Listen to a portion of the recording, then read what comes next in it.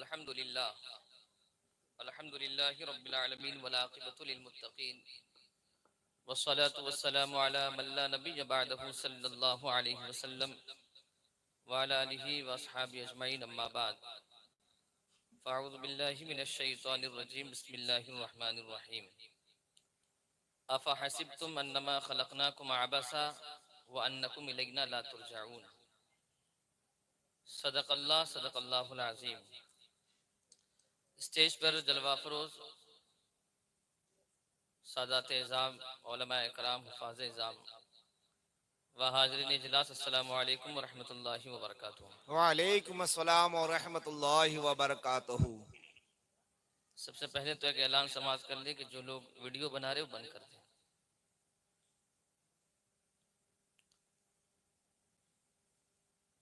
आइए हम सबसे पहले अपनी और सारी कायनात के मरकज़ अक़ीदत अनीस बेकसा चारा साजा दर्दमंदा रूहे कायनात, जाने कायनात, मदारे कायनात और मुरादे कायनात मोहम्मद अरबी सल्लल्लाहु अलैहि वसल्लम की बारगाह में दुरूद पाक का नजराना पेश कर ले। अल्लाहुम्मा सल्लि अला सय्यिदिना व मौलाना मुहम्मदिन मअदनिल जूदि वल करम मंबइल इल्मि वल हिकम सलातुम व सलामुन अलैका या रसूलल्लाह सल्लल्लाहु तआला अलैहि वसल्लम। हमें करनी है शहंशाह बतहा की रजा जोई, वो हो गए अपने तो रहमते परवरदिगार अपनी। दीवान गाने इश्क मोहम्मद को देखकर घबरा गई है गर्दिशे दौरा कभी कभी, गर्दन में हार डाले हैं माहू नुजूम ने, गुजराए इन हदों से मुसलमान कभी कभी।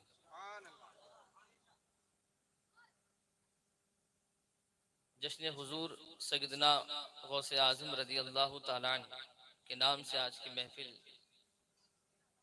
और आज का इजलास है, और हाफिज़ कारी मौलाना तालिब साहब ने उन्वान इबादतों के ताल्लुक से दिया है।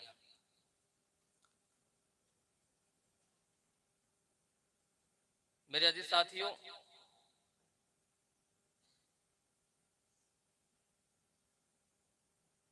कायनात की कोई ऐसी चीज आप नहीं बता सकते कि जिसको परवरदिगार आलम ने बगैर किसी मकसद के पैदा किया। एक जर्रे की भी अगर तख्लीक हुई है तो उसकी पैदाइश का, उसकी तख्लीक का कोई ना कोई मकसद है। ये माइक देख लीजिए आप, इसकी इजाद क्यों हुई? इसकी इजाद का मकसद ये है कि आवाज दूर तक पहुंचाई जाए। बेशक।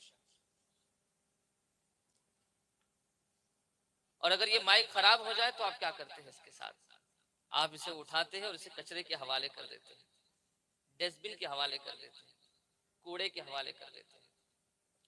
एक चलता हुआ सड़क से बच्चा भी इसे ठोकर से उड़ाता है और आगे बढ़ जाता है, इसलिए कि जिस चीज के खातिर, जिस मकसद के खातिर इसकी इजाद की गई है, वो अपने मकसद को भुला दिया है उसने। दूसरी मिसाल आप ले लीजिए लैंप की, ट्यूबलाइट की। इसकी तख्लीक का मकसद क्या है? इसकी इजाद का मकसद क्या है? इसकी इजाद का मकसद ये कि जहां अंधेरा हो वहां इसको रोशन किया जाए तो वहां उजाला हो जाता है। लेकिन ये ट्यूबलाइट अगर खराब हो जाए, ये लैंप खराब हो जाए, क्या करते आप इसके साथ? इसको बुलंदी पे सजा के नहीं रखते, वहां से उठाते और इसे भी कचरे के हवाले कर देते, आप डस्टबिन के हवाले कर देते। बेशुमार मिसालें हैं। दरख्त को देख लीजिए आप, दरख्त की तख्लीक का मकसद क्या है?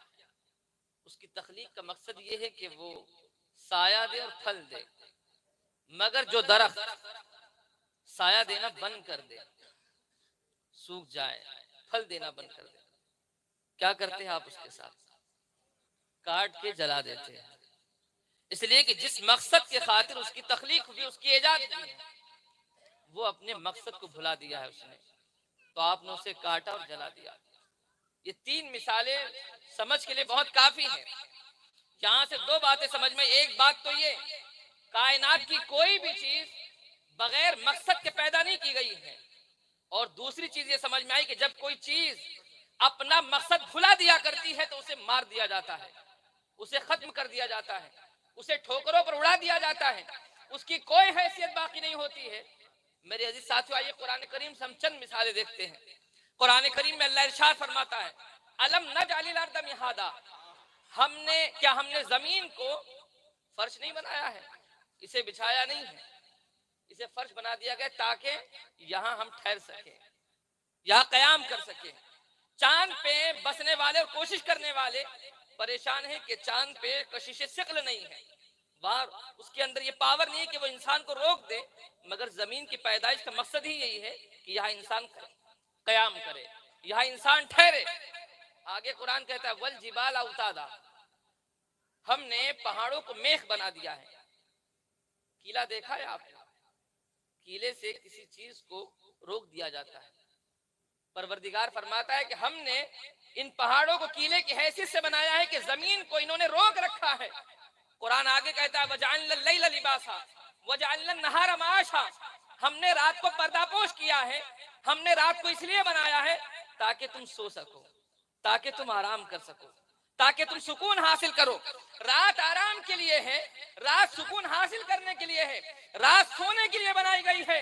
वजअलना नहारा माशा, और दिन कमाई के लिए बनाया गया है, दिन रिस्क तलाश करने के लिए बनाया गया है। वो कौम जो रात भर जागती हो वो दिन में कैसे सुबह जल्दी उठेगी और कैसे कमाने जा सकती है? रात की पैदाइश का मकसद सिर्फ आराम है, रात को सुकून के लिए बनाया गया है, रात को आराम के लिए बनाया गया है, और दिन को कमाई के लिए बनाया गया है, दिन को रिस्क इलाही तलाश करने के लिए बनाया गया है। कुरान कहता है फंतशिरू फिल अर्द वब्तगू मिन फदलिल्लाह, जमीन पर फैल जाओ और अल्लाह का फजल तलाश करो। फजल इलाही से मुराद क्या है? फजल इलाही से मुराद रिस्क इलाही।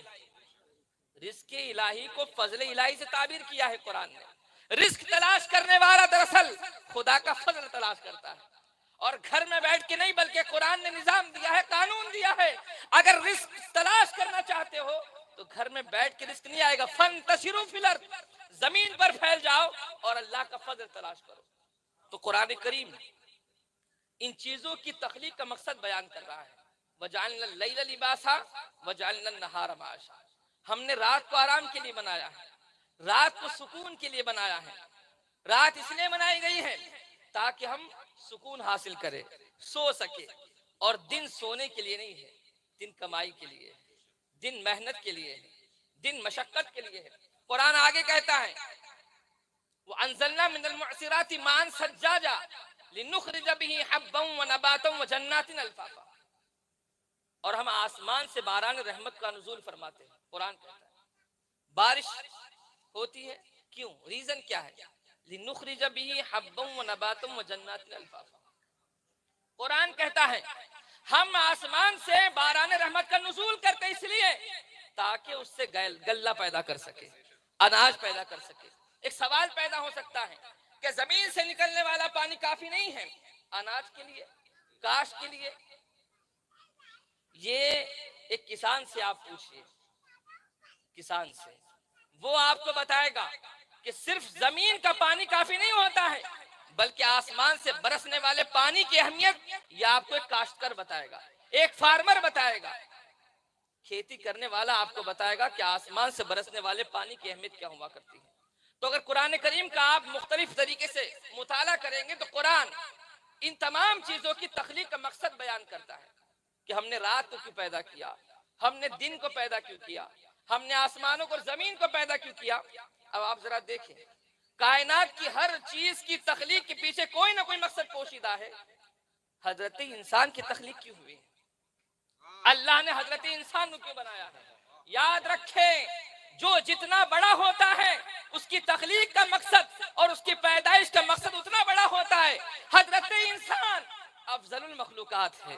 कायनात में जितनी चीजें पैदा की गई है, सबसे अफजल, सबसे बरतर, सबसे आला अगर कोई मखलूक है वो तो हजरत इंसान है। हजरत इंसान को सबसे अफजल बनाया गया है, हजरत इंसान को सबसे बरतर बनाया गया है, हजरत इंसान को सबसे आला बनाया गया है।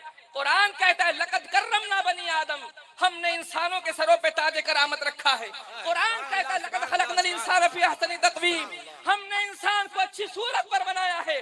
कुरान कहता है वसख़्खर लकुम मा फ़िस समावाति व मा फ़िल अर्द, कायनात में जो कुछ है वो हजरत इंसान के लिए है। सवाल पैदा होता है, कायनात की हर शय हजरत इंसान के लिए है, तो हजरत इंसान किसके लिए बनाया गया है? हजरत इंसान की तख्लीक का मकसद क्या है? तो याद रखो, जो जितना अजीम होता है उसकी तख्लीक का मकसद उतना अजीम होता है। जो जितना बरतर होता है उसकी तख्लीक का मकसद उतना बरतर हुआ करता है। जो जितना आला हुआ करता है उसकी तख्लीक और पैदाइश का मकसद भी उतना आला हुआ करता है। कुरान ने हजरत इंसान का ये बात देखिए आप, कुरान ने हजरत इंसान की अफजलियत कैसे बयान की है। सबसे अफजल हजरत इंसान है, सबसे बरतर हजरत इंसान है। कायनात में जो कुछ है वह सखर लकुम मा फिस समावाति व मा फिल अर्द, मा का लफ्ज यहाँ उलमा जानते हैं जो कुछ है वो सब कुछ हजरत इंसान के लिए। और इतना ही नहीं, वह सखर लकुम शम्स वल कमर, चांद और सूरज तुम्हारे लिए मुसख्खर कर दिए गए हैं हजरत इंसान के लिए। हजरत इंसान की तख्लीक का मकसद ये न था कि वह जमीन पे उतर के चांद की परस्तिश करे या सूरज की परस्तिश करे। कुरान कहता है, ए हजरत इंसान, तू चांद की परस्तिश के लिए नहीं भेजा गया है, तू सूरज को पूजने के लिए भेजा नहीं गया है, बल्कि सुन, चांद तेरे लिए है, सूरज तेरे लिए है, कायनात की हर शय तेरे लिए है। ये कुरान का निजाम है। हम कायनात के लिए, कायनात हमारे लिए, कायनात की हर शय हमारे लिए है। तो हजरत इंसान किसके लिए है?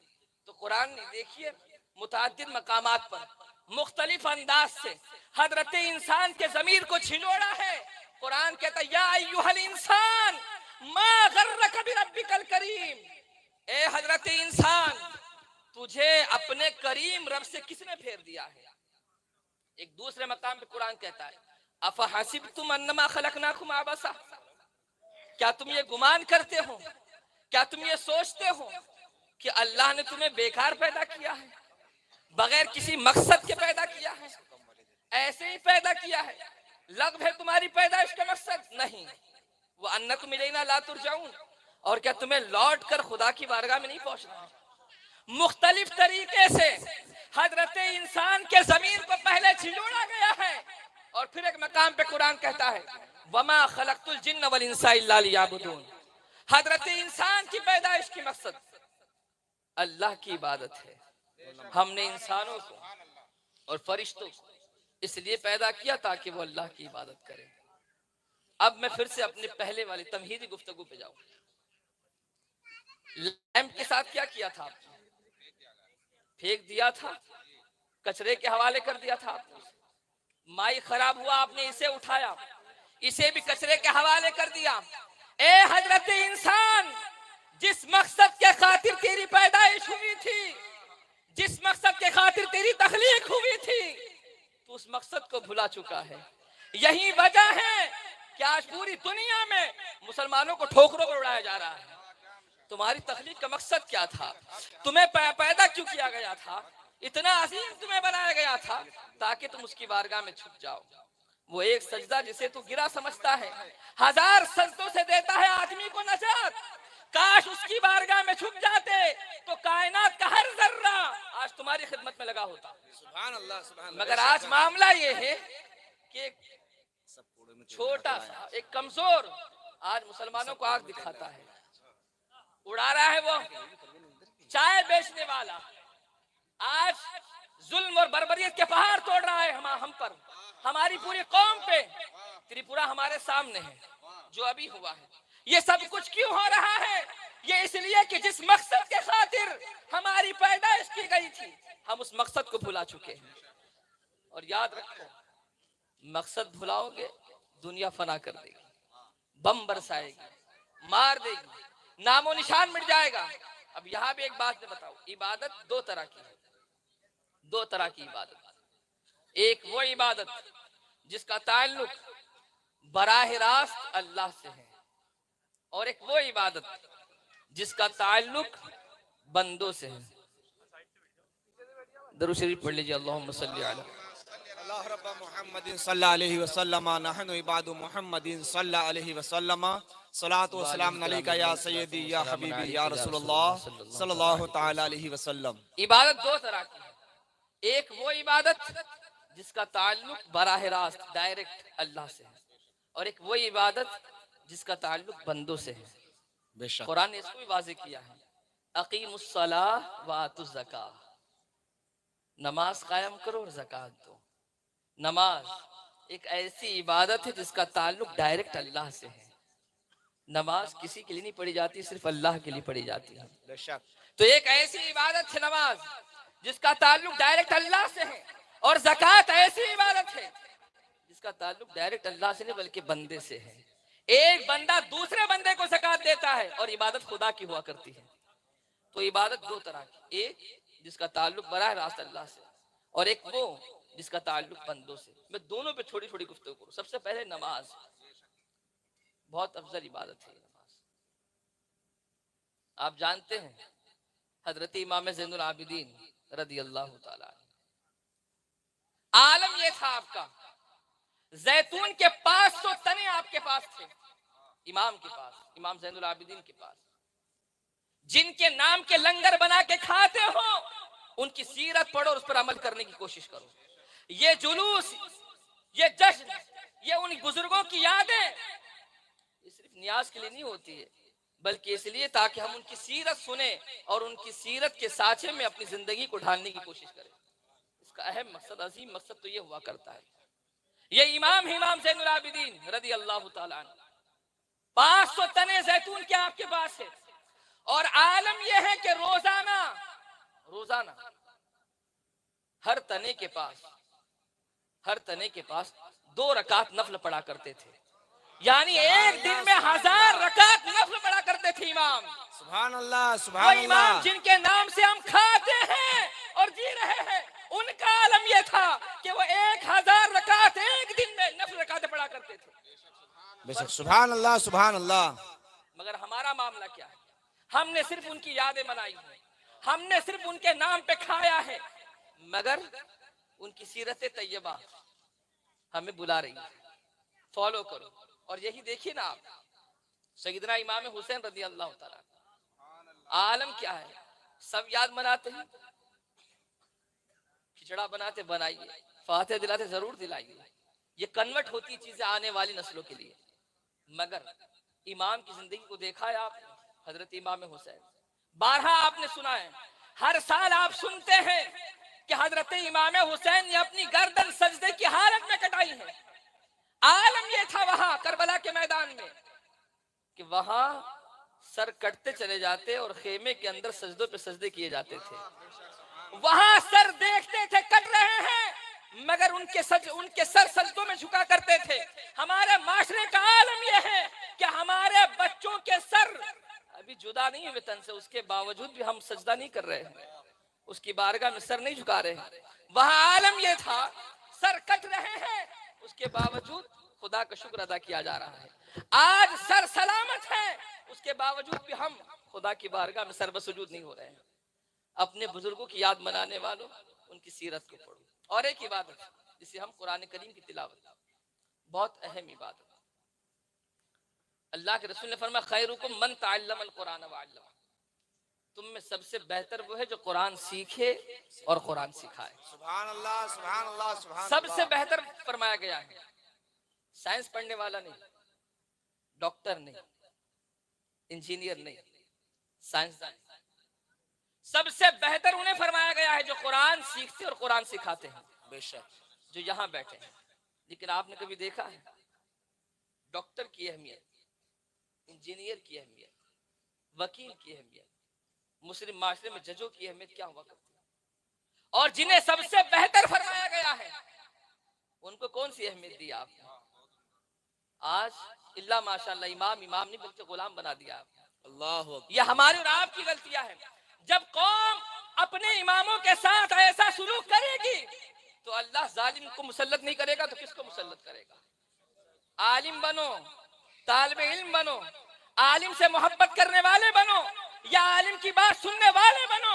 हुजूर फरमाते हैं, 5वें मत बनना वरना हलाक कर दिए जाओगे। अल्लाह अकबर, अल्लाह अकबर, अल्लाह अकबर, या रसूल अल्लाह, अल्लाह अकबर, या रसूल अल्लाह, जिंदाबाद, जिंदाबाद। 5वें मत बनना वरना हलाक कर दिए जाओगे।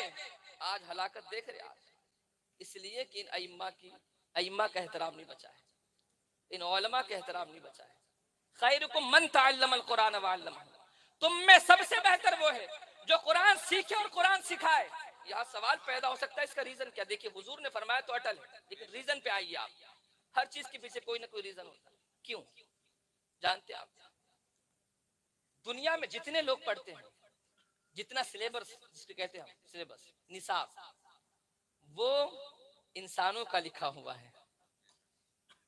दुनिया पढ़ने वाले ऐसा निसाब पढ़ते हैं, ऐसा सिलेबस पढ़ते हैं जिसको इंसानों ने लिखा है, और मदरसों में पढ़ने वाले, कुरान पढ़ने वाले वो किताब पढ़ते हैं जिसको खालिक इंसान ने भेजा है। सुभान अल्लाह, सुभान अल्लाह, सुभान ये अल्लाह। सबसे अफजल है, ये सबसे बरतर है। बेशक। खैरुकुम मन तअल्लमल कुरान व अल्लमहु, तुम में सबसे बेहतर वो है जो कुरान सीखे और कुरान सिखाए।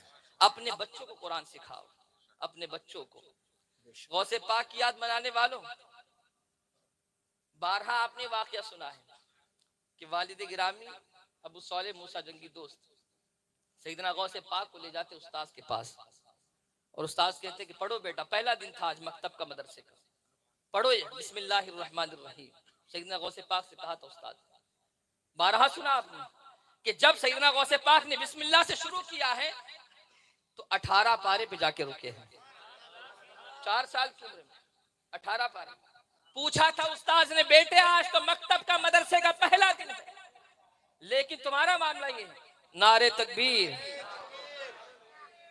नारे तकबीर, नारे तकबीर, नारे रिसालत, नारे रिसालत, गौस कदामन, गौस कदामन, ख्वाजा कदामन, मसलके आला हजरत, मसलके आला हजरत, जश्न गौसे आजम, मुफ्ती साहब किबला।